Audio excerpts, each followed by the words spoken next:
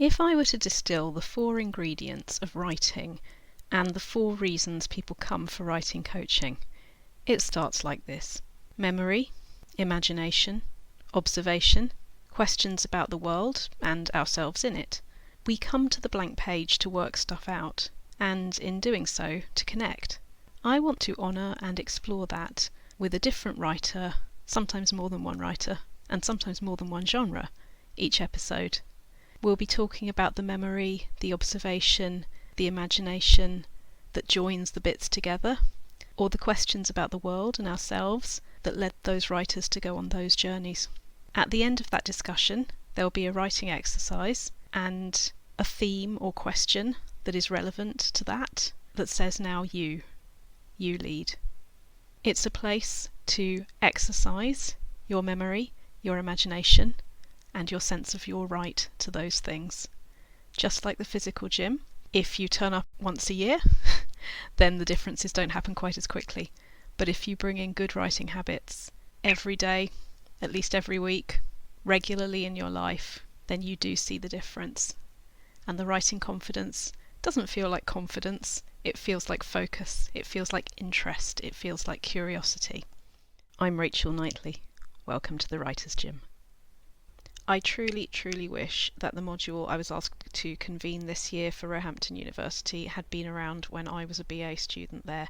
It's called the business of writing. It's a phrase we use a lot in our freelance lives, that it's not about seeing it as just the creative writing. It's about how you look at your work as a business and how you approach journals, independent publishers, agents, to get your work to the right people and to keep growing as a writer as you do that. One of the speakers that I invited is Dan Coxon, and I invited him back to this Writer's Gym session this month. Dan is an award-winning editor and writer based in London. His non-fiction anthology Writing the Uncanny, co-edited with Richard Hirst, won the British Fantasy Award for Best Non-Fiction in 2022, and his short story collection Only the Broken Remain, published by Shuck Books, was shortlisted for 2 British Fantasy Awards in 2021. In 2018, his anthology of British folk horror, The Dreaming Isle, from Unsung Stories, was shortlisted for a British Fantasy Award and a Shirley Jackson Award. His short stories have appeared in various anthologies, including Great British Horror 7 and Beyond the Veil. His latest anthology, Isolation, was published by Titan Books in September 2022. In terms of what we are going to talk about, get out of this, what I'm fascinated by, it's 2 things at once. It's the conversation that we had about the things that really, really piss you off in terms of writing advice. Yes. Like write every day. Yeah. So it's writing advice, or the way that writing advice is given or received. Yes. But it's also, I think, in terms of what's rung true for us in our lives, what's actually worked. So Yeah. that for me is the duality. What about And you? I think the 2 are connected for me as well, to be honest, because I think that's the problem. I think a lot of writing advice is given like it's the rules, like it's prescriptive, but in actual fact, you have to find out what works for you, don't you? It's and any idea that just because something worked for me, it's going to work for everyone else, I think is kind of fundamentally wrong. And I think a lot of the older writing advice is presented like that, like the write everyday advice. And that's the lovely, one that you hate, right? That's the one but I you don't hate. hate it. I think I've been a bit too strong about it in the past. I don't hate it. And I think for some people it has worked really well. And I think there are some things it teaches you to do that are very useful, but it's just not possible for everyone. And especially if you're quite a kind of goal-oriented type person, to set that as your goal, I think is potentially quite dangerous, because for a lot of us, if we have kids or families or jobs that take a lot of our time or whatever, we might not be able to do it. And then you feel like you failed before you're even out the gate because you've not written every day. And I just don't think it's necessary. I do also think that, I mean, I know there are some people who very rigidly stick to it and produce vast amounts of work and it really works for them. But also, I think for some people, you're better off writing maybe 3 or 4 really good stories a year than just trying to churn out more and more and more and more and more and more and not worrying about the quality. It seems to me to be very quantity based rather than quality based. And I think there's, for a lot of people, there should be more of a focus on quality as well, if that For makes me, sense. oh yeah, absolutely. For me, there's something in there about the squeamishness of it as well. That when we talk about, I mean, I love the phrase vomit draft simply because vomit for most people is not a word we associate with having loads of fun and it all going exactly as we want. But if it's something that makes you that you have to get out there, and if you can just get that over with and not Yes. be squeamish about it, then things get better after that. And I sort of feel like there is a comparison with Write Every Day as well, that if it's a case of I'm doing this but I'm not enjoying it, I must be doing it wrong, then that's not going to work and that's going to be more punishment than use. But if, on the other hand, the squeamishness is what leaves, as in I've transcribed the idea that has shown up in my head, or the thought that has turned up in my head, and I'm going to leave this note for future me, who's going to be in a more of an editing development sort of place. That to me works, but Yes. but it's not Um, an order then. Yeah, and I also think, I mean, I think part of the problem with the Write Every Day also is the simplicity of of the instruction Write Every Day, because that's why I kind of tweak it to say try and do the business of writing every day, because quite often that business of writing isn't writing. It can be researching, it can be editing, it can be lots of different jobs.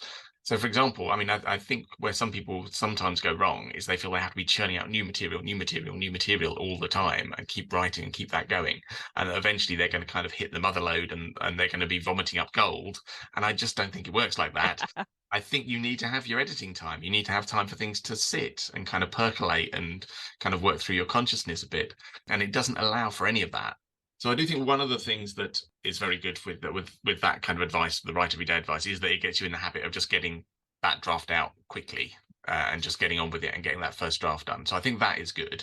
I think the other thing that it does really well is if you write a lot, I think you kind of tend to hit a certain point where you've written so many words that you don't hold on to them quite so tightly, and it actually makes editing a lot easier. So if you're only writing, say, 3 stories a year, I think you tend to hold on to those very tightly because they feel very important, very personal, and you've put a lot of time and effort into each individual one.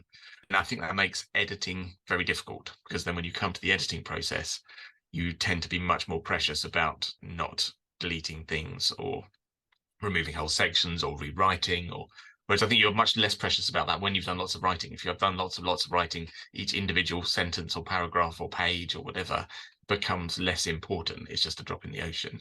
If I handed you a magic wand and asked you to use it to rewrite the advice canon, what would you want people to hear instead? Well, see, I hate advice canon. This is the problem, I think, is I automatically, as soon as you put anything down as advice, I kind of hate it. So even when I give advice, I then start hating the advice that I've given because it just sounds too prescriptive. I mean, I think the best thing to do is in all honesty, to keep reading around different pieces of advice and take what you need out of those pieces of advice. Because I don't think, I could probably come up with a list of advice that worked for me, but I could quite easily hand it to someone else and it'll be terrible for them because I don't think there is one route through it all. And actually, I've got quite into lately reading more and more kind of writing guides and things from kind of all different angles, some quite kind of technical ones and some much more just kind of inspirational ones. And because I think, again, when I first started reading those when I was starting out, I didn't get on with them because I read each one like it was a Bible and I had to be doing everything that was in it or I was somehow doing it wrong. And I found that really frustrating and quite constrictive, and it quite often didn't work for me. Whereas now I'm much happier to just cherry pick. So I'll read a book and maybe take 2 or 3 bits of advice out of it. But that's a good book. If I've taken 3 really solid bits of writing advice that really helped me, that's a good book. I don't need to worry too much about the rest of it. Funny hearing you say that about Bibles, because one of the things that I talk about and I write about a lot is when people talk about their experiences from religion. My experience of growing up in religion was very, very cultural, and it wasn't these stories happened and you have to literally believe these stories happened. It was much more of a future English literature student start in the world, because it was not they happened and we have to believe it. It's, look, they might have happened, and if so, fine, but very much not the point. What do these stories mean to you? What's what's the message or the thought that you take forward in your life? And So that to me was what religion was, and that's liberal Judaism. It's not Orthodox Judaism, it's not Christianity. But when I hear a bunch of people say about religion what they don't like about religion, they tend to be talking about being told they have to think something or they have to do something. And it reminds me so much of the conversation that we have around writing advice, that it's not Yes. about what you come out with, it's about following these rules to get you there, which is of course the wrong way up entirely, isn't it? Yeah, it is entirely. And I think, I mean, I'm just thinking on it now. I mean, the one that's always recommended for horror genre is Stephen King's On Writing. And even outside of horror genre, I've seen it recommended to kind of quite literary writing groups and things. And I read On Writing, and it's a nice enough read. I quite enjoyed it. I mean, a lot of it's autobiographical for starters, so there's not really a huge amount of writing advice content in it. And even what there is feels very dated. And again, it was what worked for Stephen King. But, we're not all going to go out and be Stephen King. We're all doing our own things. Can I stay with that for a second? Because that's so interesting hearing you say that. Because listening to you talk about advice and how it works individually, to me, that's the best kind of memoir. Because like with Toast, Nigel Slater, which I love, or I am Maggie O'Farrell, or any memoir where the I mean, and ideally a memoir always, the way in which you're writing is to do with that subject. Isn't that exactly what you'd want writing advice to be, like what Yeah, he's and I kind of doing? think it is. And I think, to be honest, I think our biggest issue I have with it is probably with the title On Writing, because I think because of that, it tends to be sold, or people tend to think it is a writing guide, which it isn't. It's a memoir, which Mm. has some really useful kind of tips and advice and stuff, but it's not a writing guide. It's Stephen King's memoir that has a few bits of like kind of advice thrown in for good measure. What's so frustrating about that is one of the best ones for horror, but for all genres that I found was Margaret Atwood's what was originally published as Negotiating with the Dead, and then they Yes. changed the title to On Writers and Writing, Yes. thus missing the whole two sides point of the whole thing, that there's the you that does the writing, there's the you that does the living, and Yeah, I they mean, went and more towards yeah. that's marketing departments, isn't it? So, I wouldn't necessarily Mm. want to blame Stephen King. Maybe someone else decided it had to be called On Writing. But yeah, I mean, they like to market these things and pitch these things. I think I still have a copy of Negotiating the Dead with the original title Me too. somewhere, which I'll hang on to. Is it the one with the spooky twins on the front? Yes, that's the one. Yes. Yeah. I Yes. don't know quite where it is, somewhere in here, I think. Yeah.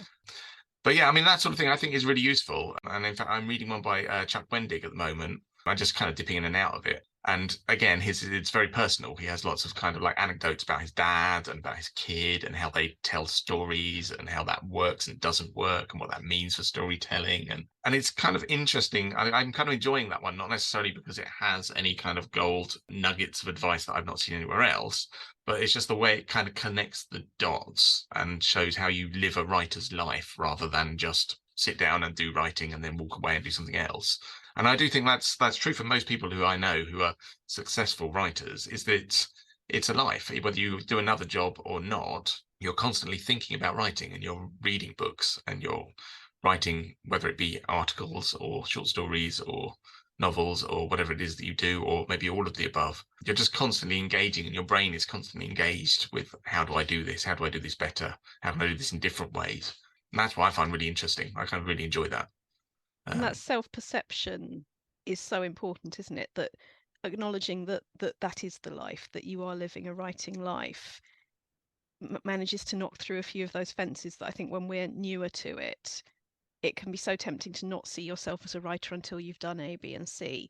And yeah. actually that's the reverse as well, that when you see yourself as a writer, you will make that time and you will make those sacrifices actually.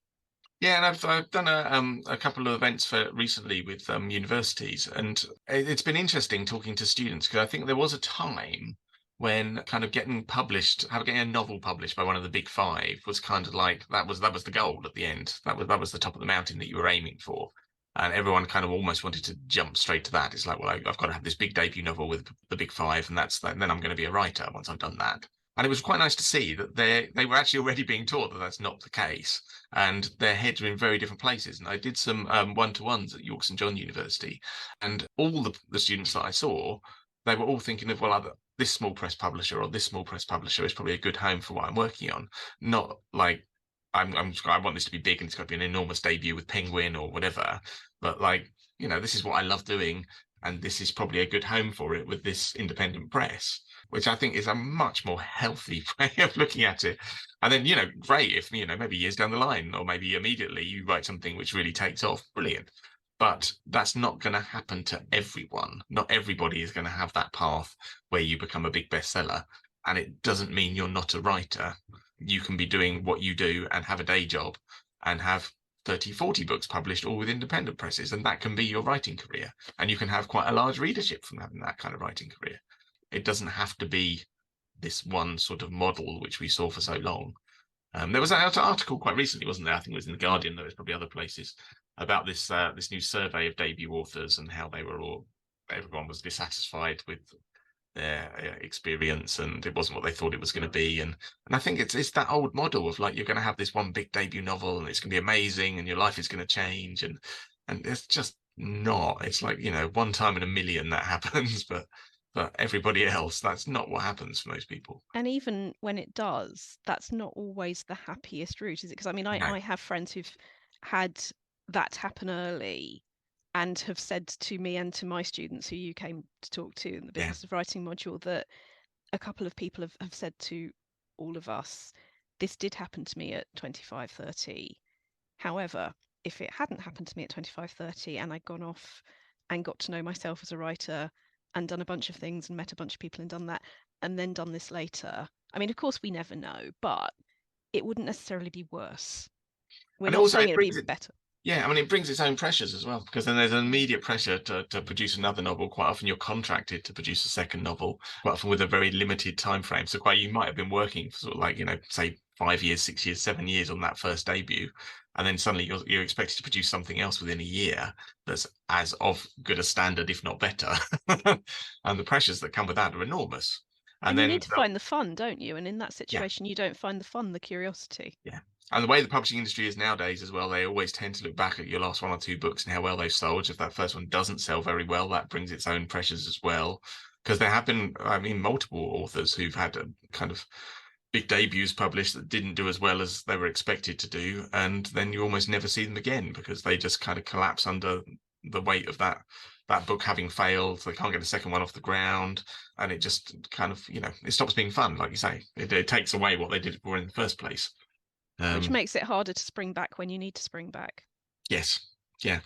Or equally as well, I've seen people have kind of relatively successful debuts, but were kind of marketed in a way different to the direction they wanted to go in. Because kind of once the way it works publishing is once that's out with the publisher, things like marketing and stuff, especially with bigger publishers, tends to be more or less out of your hands. I mean, they might, sort of say, well, what do you think of this? And you're supposed to just say, oh, that's very nice. And then they just move on with it anyway. But I kind of feel like there's been at least a couple of people I know where that's kind of happened, where it's kind of like they've written a book, it's been pitched as this, and it's like, okay, now they're now the person that writes that type of book because that's the way they've been marketed. But that wasn't what they wanted to do in the first place, and they've ended up kind of being shifted off into a different genre or a different kind of style of writing without really wanting to be there. You're reminding me of one of my favourites is Tom Cox, who was the cat guy writing about cats and had to work very hard to break away from being the cat guy and go wider and weirder. And Substack's been quite a massive thing for that, hasn't it? It has. Yeah. Yeah. I mean, my first book I actually got published. I'm trying to see if I've got a copy of it here, but I don't think I have. I've got some somewhere. Was a little book called The Wee Book of Scotland. Oh, there it is. Take a photo of it and I will include it as an image. Yeah, there you go. Wee Book of Scotland. Yeah.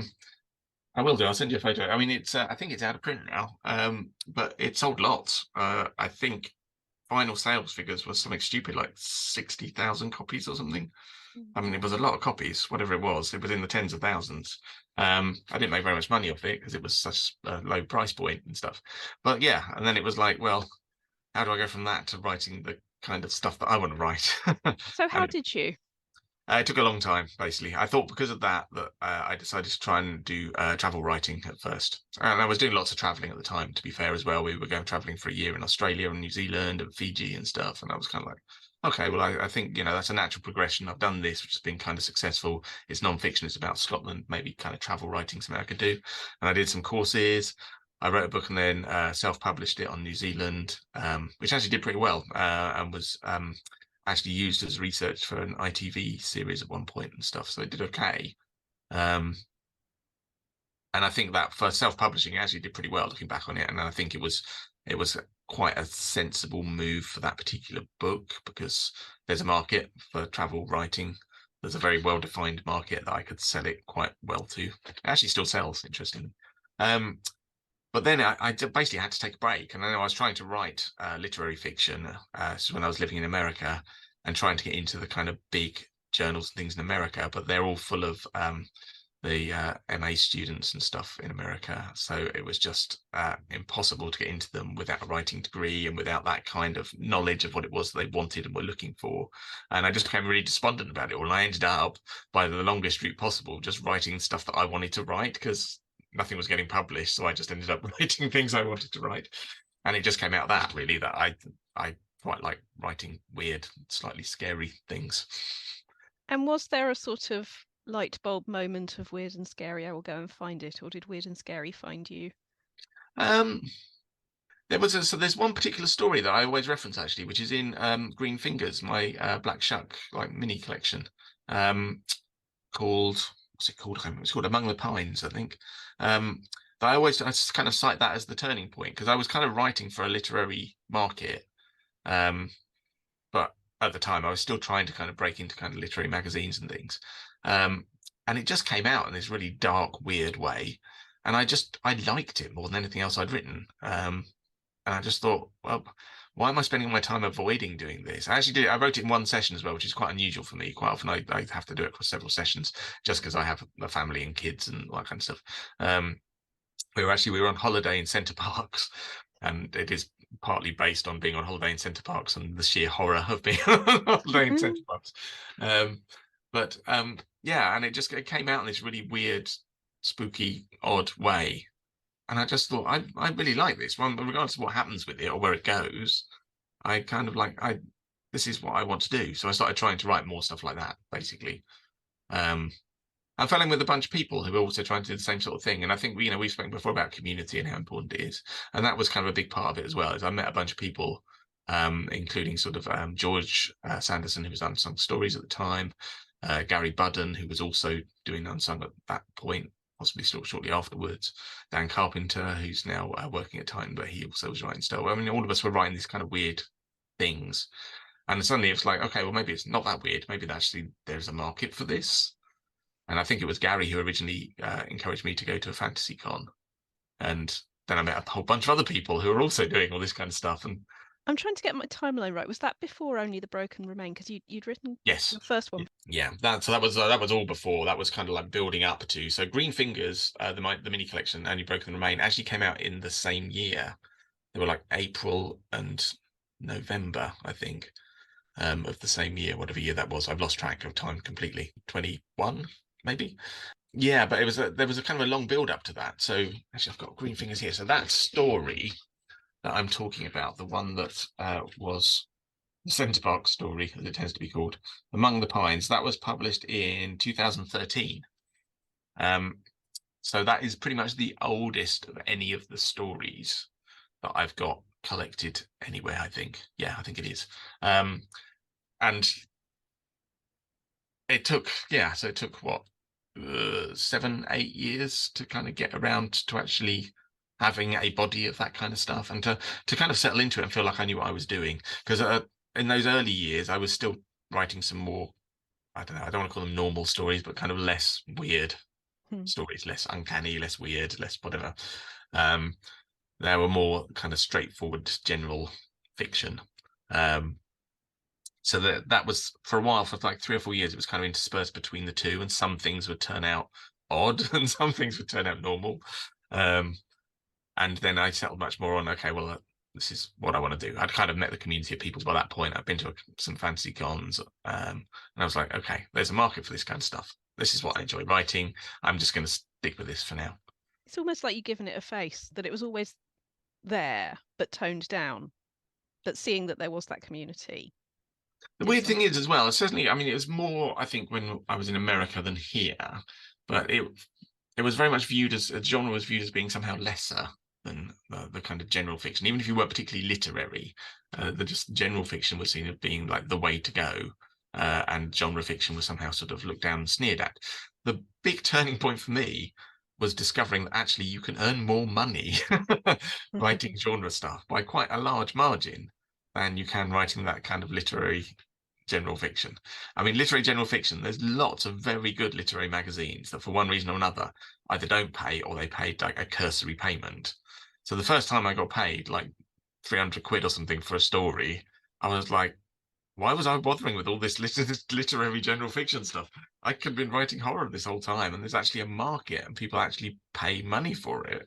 And also, what I find encouraging from a sort of personal development, self-realization point of view, I think it's never about going in one direction or another. You found that you broke away from literary and you went into genre, and now look where you are. You're bringing genre into the literary Yeah. with Writing the Uncanny, and Yeah, now and that's the fascinating thing is that actually, I think just by avoiding it, I was just doing myself a disservice, really, and actually just sticking with it. And there's lots and lots of writers who are writing literary fiction that is within the weird or the uncanny or the gothic. They're going through quite a moment at the moment as well.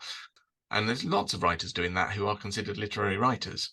Interestingly, they don't always consider themselves literary writers, but it's just the way they're marketed is with that general fiction kind of in the front of story instead of the fantasy horror fiction hidden somewhere at the back. We're really excited for Writing the Future, actually, that's coming out later this year. So Writing Uncanny has been massive. We didn't really, I mean, we thought it was a good idea when we came up with it. We thought it was going to be good, but it just seems to have really touched a nerve. And I think it's partly been driven by creative writing departments and students, as well as, people who are just wanting to learn writing for themselves, because it treats it seriously. It's not like a how to write like a trashy genre horror novel. It's like this is something you can be serious about, and it can be fun, and it can be scary and odd and weird, and actually that can produce some really interesting results and some really interesting fiction. I'm hoping we're doing something the same with the Writing the Future one, because I feel like in many ways science fiction is a probably better known and better defined genre. It seems to have much clearer boundaries than the kind of horror, uncanny, weird, which we always tend to put slashes and never quite manage to define exactly what we're talking about with a lot of it. But we've tried to kind of do the same. We've tried to kind of go science fiction adjacent. So there's a lot of stuff on kind of dystopia or post-apocalyptic stories. There's a lot of stuff on eco-fiction.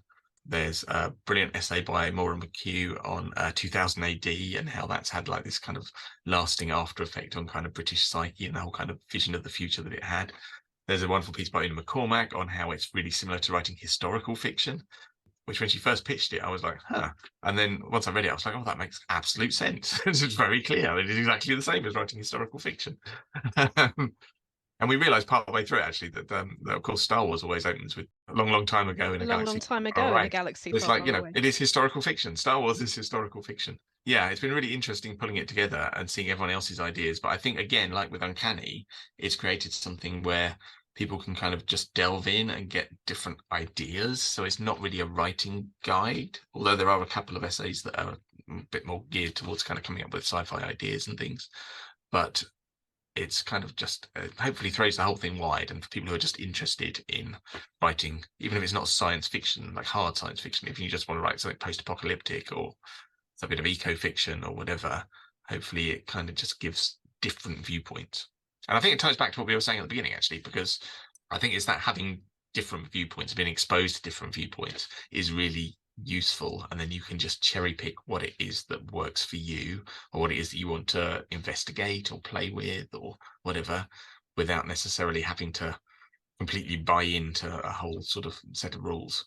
I think that's part of the pleasure of actually of having it as an anthology as well, rather than just a single author or couple of author book, is that it gives lots of different viewpoints and things that I had certainly never considered, and I suspect most people reading it probably never considered. We're just starting to work on the third one as well, which should be next year, hopefully.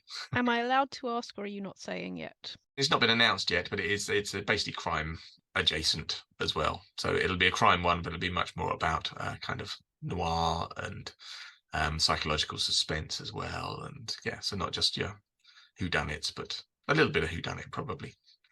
So they've all been that sort of centre of the not entirely quantifiable or nameable storm for each of Yes, these. yeah. And we've all got like we keep referring to it as being like genre adjacent. This is like our phrase that we've used. It's genre adjacent writing. And because of that, we've brought in quite a lot of what are considered to be literary writers, but who write within that kind of form as well. So like the Writing the Future one, we've got Toby Litt. Now Toby Litt's not known as a sci-fi writer, but actually he's written a lot of sci-fi and he teaches sci-fi on his university course. And actually he knows sci-fi really well. So whilst he's not considered that because he's been sold to us as a literary writer, I think he, in many ways, is a sci-fi adjacent author. Yeah, it's just reminding me of another of my favourite authors, Leanne Moriarty, who, from a mystery and thriller point of view, from getting you to care enormously about what happens, is absolutely pitch perfect in terms of pacing and plot. But every cover is pink. It is bright pink, or pink adjacent, shall we say. I think a lot of the reason for that is she uses a great deal of humour that makes it very approachable and familiar and familial, but it is absolutely thriller in the bones. And you wouldn't get Sarah Pinborough in pink. There's a Yeah. cover line. And it and it does, in that particular case, make me quite sad when the adjacency, if that is a word, it is now, doesn't necessarily serve a potential wider readership. And it's so important to invite wider readers in, isn't it? Because the way Yeah. that you're doing it, you're letting all of those doors be open. Yeah, I mean, and this is one of the things we said to people when we first approached them about writing for any of these anthologies is that we're pretty much open to like any angle or approach. So they've all been full of everything ranging from kind of personal essays right through to kind of more academic essays or kind of writing guide stuff. Because that was something we wanted to do is we wanted to have it as being like an all-inclusive kind of, I don't know, hot pot of lots of different things and just kind of see what comes out of it. I tend to approach anthologies in general like that, to be honest, not just this. I mean, even the fiction anthologies that I've done has generally been the same. And I've been told by at least one writer that they liked writing for me for that very reason, because they were basically just allowed to write whatever they liked. On um, that, what would you advise, or would you advise writers who are new to approaching anthologists? Any advice or other it's interesting. words on that? I got asked that at the event at York St John, and it's interesting because I've just kind of come up with my own system for it as I've gone along. I never really kind of learned how to do it or developed a particular way of doing it. I mean, I'm very broad. The way I see it is that it's the writer's jobs to write and just pursue their ideas wherever their ideas take them, and then it's the editor's job to make it work in an anthology. So, because of that, mine tend to be quite varied in terms of content, probably more so than some, and also in terms of the types of writers. That has its own challenges because then when you start approaching people, it means you're casting the net so wide that it's like, well, you want to have a bit of diversity in there. So you've got to make sure that you're casting wide, but at the same time you're keeping a decent gender balance. You're maybe having some emerging and developing writers coming up as well as some established writers. And then, of course, you have to approach those in different ways. So the way you approach an established writer is very different to the way you'd approach someone who's just emerging, whose work you just like.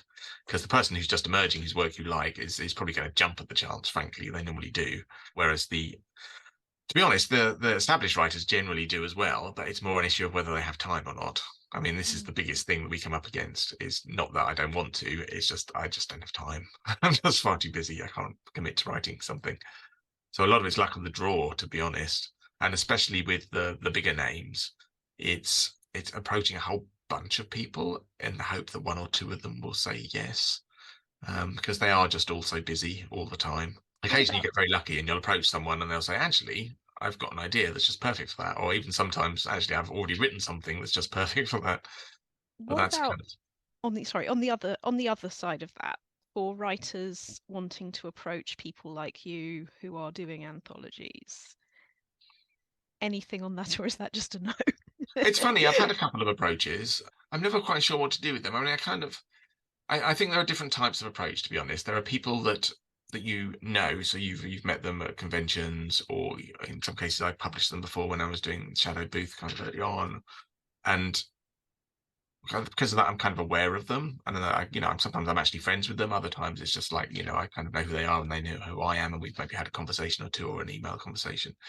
So if they get in touch and kind of say, next time you're doing an anthology, maybe drop me a line because I'd love to write something for you, I think that's totally fine. I think just a cold approach is quite odd and I never know what to do with it. I mean, if it was like, sure, if Stephen King sent me a cold approach, yeah, well, Steve, you can write something for me. But but most of them it's people who are trying to break into markets and anthology markets. And I don't know, it's difficult. It's kind of like, I kind of feel like if I don't know who that person is and they've just approached me, my immediate question is, if I don't know who you are, chances are not many other people know who you are. So it's what gives you what so far is your platform or area of expertise to be writing Yeah. this, which is of course different to fiction. Yeah. It depends as well. I mean, in an ideal world, I'd love to be able to do open submissions for everything, but it's just not feasible sometimes, just partly because of the sheer volume we get for open submissions nowadays. And I swear it's more than it's ever been. I mean, the one I keep bringing up is the Mark Morris anthologies he does for Flame Tree. It's not unusual for him to get like 800 submissions. And that's a ridiculous number. I mean, fortunately, so they have a filtering process where it's read by a team of readers first, and then they pass what they consider to be the better ones onto Mark, and he makes a final decision, which is a very good way of working it, because you can't possibly give 800 stories to one person and say, you've got to read through all of these 800 stories and pick 4. It's just impossible. Another way of doing it, I know Brian Evanson has edited a special horror edition of McSweeney's that's coming out later in the year. And for that, they literally opened submissions until the first 100 submissions were in, which, as it turned out, took less than an hour. Gosh. So, but again, there's a filtering process there, isn't there? Because then it's the people who are actually really paying attention to the scene and are very organised and together and professional are the ones who manage to get their submissions in. And I think there is kind of a lesson there on, like, if you are professional about things and pay attention to it and try and be a part of the community and part of the scene, then opportunities will present themselves rather than chasing the opportunities without trying to do any of that legwork, which I do occasionally see. I've occasionally got emails from people who I've never heard of just kind of saying, I loved your anthology. Would you consider something of mine for the next thing you do? And I'm like, well, no, because apart from anything else, I don't know what the next thing I'm going to do is. I mean, it might be something that this is completely unsuitable for. Would that include fiction? Yeah, very much. Because anything apart from anything else, I mean, a lot of it's to do with genre and things. So the next thing I'm working on is very much more. It still has a slight horror leaning, but it's much more kind of fantasy and dark fantasy. So a lot of horror writers, if they've read, if you were a horror writer and you'd read Isolation, and you thought, oh yeah, I'd like to be in one of his anthologies, and you sent me something, it's going to be totally unsuitable for the next thing I'm doing. Yeah. For me, it's much more useful if people have had stuff published. It's perfectly fine to get in touch with me and say, I've been published here and here. I'd love to write something for you at some point. If you'd like to read any of my stories, let me know and I'll send you a PDF or whatever. That's great. But I think you need to have been published first and, in magazines and kind of worked your way up a little bit personally before you can really do that. Because otherwise it is just completely cold. It's a completely cold approach. And it's like, I've almost got nothing to hang it on. It's kind of like, I don't know who you are. I don't know what you've done. So probably no. Speaking of no, one of the things that you said when you came to talk to our business of writing module at Roehampton that I both loved and felt sad at the same time was that phrase of expecting the no. Yeah. As a good way in. Yeah, I mean, it totally is, because I mean, it's partly for me, it's having worked at the other end of things, as having worked for Unsung Stories and for other publishers at times as well, that it really is that's just the default. You can be a brilliant writer and you'll still get no's from people just because we have really limited capacity to publish things. We cannot say yes to everybody. In fact, we can only say yes to a very small minority of the stuff that comes in. So it's not necessarily a judgment call. It can be a judgment call. Sometimes it just isn't good enough. And this is partly the problem, is that it's difficult to separate the no that is just a form no because they're very busy and you didn't quite make the cut from the no that is a no because this was actually no good. And they basically look the same, which is, I think, what's partly the problem, and that is very confusing. If you get very nice editors for books or journals and things. If you get nice ones, they will sometimes ask you to submit something again. That normally does mean that you're close to the cutoff, that is good. It just wasn't right for them at the moment. But do definitely send them something else. With my kids at the moment, it just reminds me actually, with my kids at the moment, I'm very much encouraging them about that whole line about the kind of fail again, fail better quote. It's very much that. It's like, do you know what? For most of us, nothing we ever write is going to be like some major award-winning piece of writing. It's just not for most of us ever going to happen, just by law of averages. So I think it's kind of accepting, okay, some of my things I do will fail. I mean, I have stories that have just got multiple no's. I have stories that have just got a yes first thing I submitted them to. That's just the way it goes. And I do think that is part of the strength of the Write Everyday advice, is that there's no point in writing one story or one novel manuscript even and putting all of your hopes and dreams into that, because there's a very good chance that it's just not going to land, basically. Or even if it does land, it's not going to turn out the way you thought or hoped it was going to turn out. And so there's a real strength, I think, in keeping pushing forward, keeping working. When you finish something, start thinking about what the next thing you're going to do is.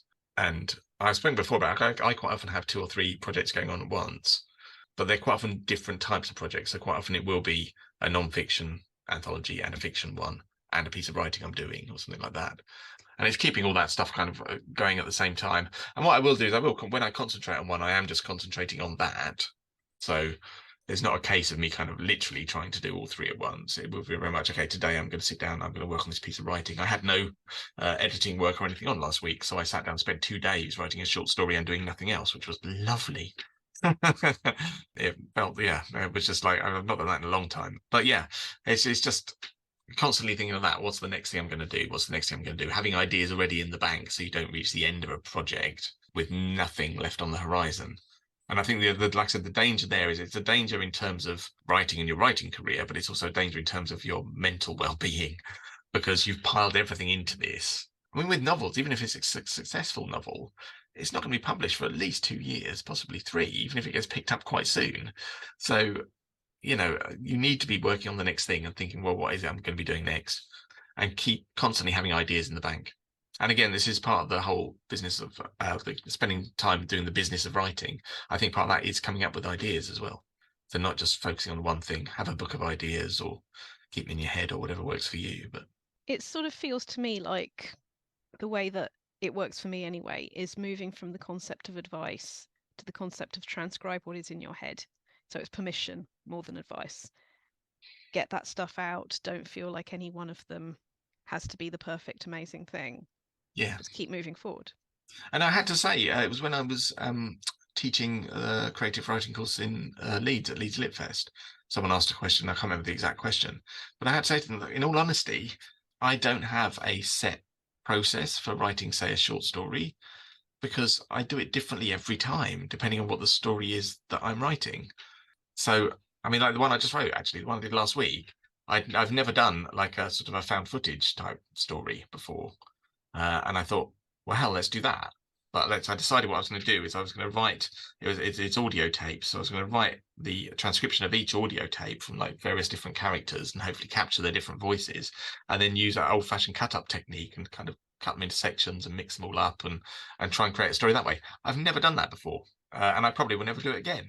But for that story, that worked, and that was the way to do it. And it's just having kind of different tools in your toolbox. And I kind of think that, again, going back to like reading different writing guides, that helps, I think, is having different tools in your toolbox. So when you come to a problem in your writing or come to a particular challenge for something you want to write, you say, well, okay, well, I've never done this, but maybe I can try it here and see if it works. Maybe it won't work. Maybe it'll be awful, but at least I'll know. At the end of this episode, I'm going to be giving people a creative tool and a professional business of writing tool. If you fancy adding ones, I'm wondering, are there any career tools or creative tools, diagnostics, games that you like? I tend not to be honest, but what I do tend to do, which I think is very connected to that, is I tend to kind of disappear down rabbit holes. So like the story I did last week is largely based around like sort of 90s grunge explosion in Seattle. And so for a while, I just listened to a load of grunge music. I kind of disappeared until there was a really good pictorial book on the grunge scene. And I actually know someone who was around at the time in Seattle. So I kind of shared a few messages with them about what it was like and kind of who the big bands were and all that kind of stuff. But I like disappearing down rabbit holes like that. And I think I like kind of almost a collage approach to writing as well, where you take something like that and take something like found footage and maybe take another idea as well, which there was another idea, which I won't say what it was, but which was like the core of the story, and kind of mix those three elements all together and find what you come up with. And I kind of like taking that kind of collage approach where you're not like, okay, I'm going to write a werewolf story. It's like, okay, I'm going to write a werewolf story and it's going to be set in the 1940s because I'm really interested in the 1940s at the moment. And it's going to be, I don't know, something else, but it's going to be structurally really different in some way. And then combining all those elements, and then that makes it something new and something interesting because you've mixed things up, so it's not what people are used to seeing for that type of story. But also B, it makes it much more personal to you because you're following the roots, which are very interesting to you. And that's kind of what my rabbit hole diving tends to be. It tends to be, well, I'm really interested in cults and mind control and things. Another one last year, I disappeared down a bit of a rabbit hole on that for a while.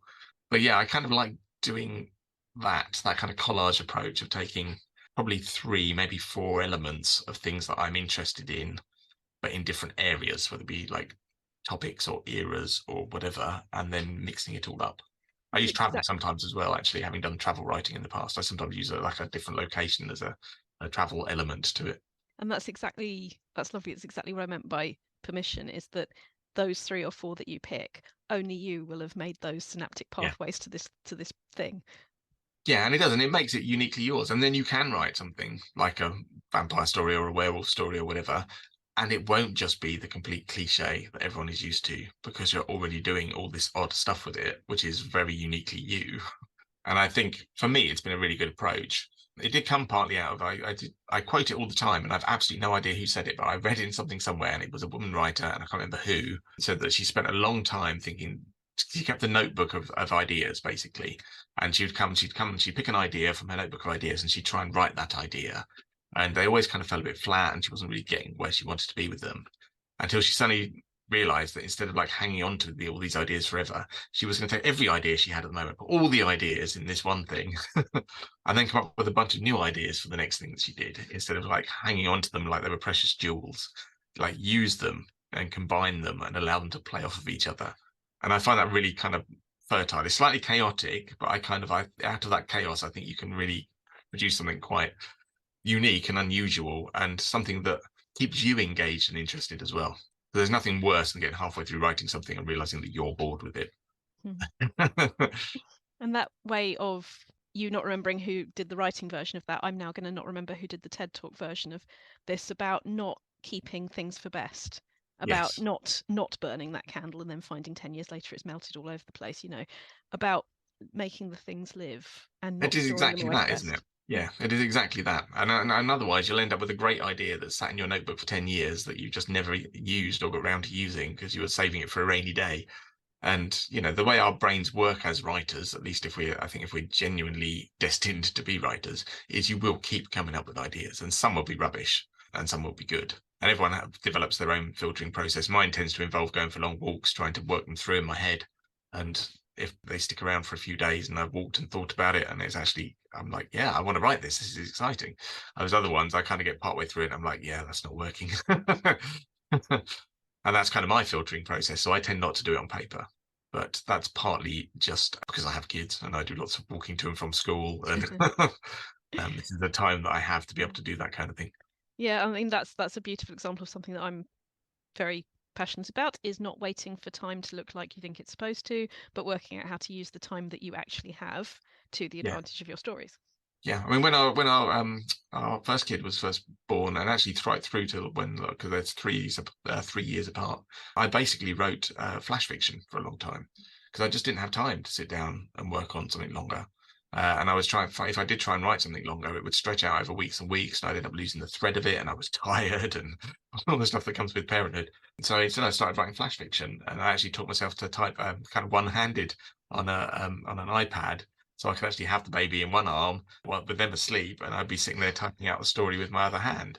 And it just kept it going, and it was fine for that period, and it fit for that period. And I had a few successes getting kind of some flash fiction and things published. But then when it kind of kept me ready, so that once they got a bit older and I was able to sit down and do things again, I wasn't rusty. I'd still been writing through it. I'm now enjoying the idea that that could be someone's first memory, because I have an early memory of hearing a typewriter, and I'm wondering if this is going to be your child's first sort of indoctrination into writing. I tell you what was amazing when I actually took the 11-year-old to see Kids Author at Waterstones in London. And we queued up for ages and ages, and it took forever. And we finally got there, and he was really excited to meet the author and got it signed and stuff. And then afterwards, I said, "I'll tell you, while we're here, we'll go and see if they've got my book in, my isolation anthology, because that was relatively new out at the time." We went round there, and they were expanding the horror section, and they had like 12 copies of Isolation. And so they put them on a table for me, and I got to sign them and stuff. And he was stood there with the biggest grin on his face. And I just thought, this is such a nice memory that he actually remembers like me signing books in a big bookshop and stuff. And knowing that authors are people who write rather than some magic other species. Yeah. I just like, and he actually said something about it, like it was funny being like on the other side of the desk, because having seen like, having been on the signing side of the desk, funny he was on the author side of the desk with me while I was signing those, and it was kind of interesting. And I don't know what it, I don't know what my life would have been like if I'd seen that kind of stuff early on, because it's taken me a long time to realize that that's a job. That's a job that's out there that you can actually do. And it may not be your only job. I mean, it's one of about 4 jobs that I do, but it's fun. I like it. And it's taken me a long time to realize that actually that's kind of one of the things I wanted to do. Not necessarily have a massive debut novel that will then bomb, and and I'll have all the pressure of that. And I would have completely folded under the pressure if I'd been a 20-something who'd got my debut novel published. The one I wrote around that time, I have seen it again, and it is awful. So it would have probably been ripped to shreds, and I would have failed, and I might never have written a word again. So sometimes I think the slow path and the building up things, building up community, building up the tools in your toolbox, working out exactly what it is you want to do. Although it's the slow path, I think it works. And I think it's one of the reasons why we have quite a lot of very good writers in their kind of 40s and 50s and 60s, is because sometimes taking the long way there is the best way, rather than just firing a book out when you're 20, 21. In all honesty, I'm aware in the past that I've been very against the write every day advice. If write every day works for you, I think you absolutely do it. But I think nobody should feel bad because they've done it and they've failed at it, or they feel they've failed at it. They've not managed to write every day, or they've done it and the writing they've done's not been good, or whatever. Maybe that's just not your way of working. But being a writer every day, even if not writing every day, but knowing you are a writer every day. Thinking about things and reading and, thinking about stories, coming up with ideas. Today's exercise is one of my favourites to give you confidence as a freelancer. All I need you to do is have a piece of paper and a pen and write your name in the middle of a massive piece of paper where you have lots of space for thinking on the page. Coming off that cloud or circle or whatever your name is in at the centre of the page, please draw as many spider legs, or it can be a mind map if you're arachnophobic, but for the sake of argument, as many spider legs as you can do, and start writing your interests. It can be things you do, it can be things you love, it can be absolutely anything. The more random, the more use to include it. And what I'd like you to do is have a look over those and circle 3. Maybe you've circled the ones you're most passionate about, maybe you've circled the ones that are so random you think, well, that can't possibly have anything to do with anything. And then what I'd like you to do is put one of those words and the word magazine or journal into Google and see what you come up with. And dare yourself to pitch an idea to that. Obviously, respect that audience, read the magazine, get to know it, get to know what it likes, and have a go at writing as if you already had that commission. Get that idea out there. You've already learnt so much from doing that. You've already shown yourself that your interests are already part of your job as a freelance writer. And you've shown yourself that you can identify a house style and write to it. Like Dan says, expecting the no can be an optimistic thing because it makes you realise it's absolutely nothing to do with you when you're rejected sometimes, but sometimes you're not rejected. And every time you learn something more about yourself and writing. So work your way through those pitches that you've just got an entire map of ideas for. There's no hurry, but keep thinking on the page. To visit the Writer's Gym in real time, visit rachelknightley.com.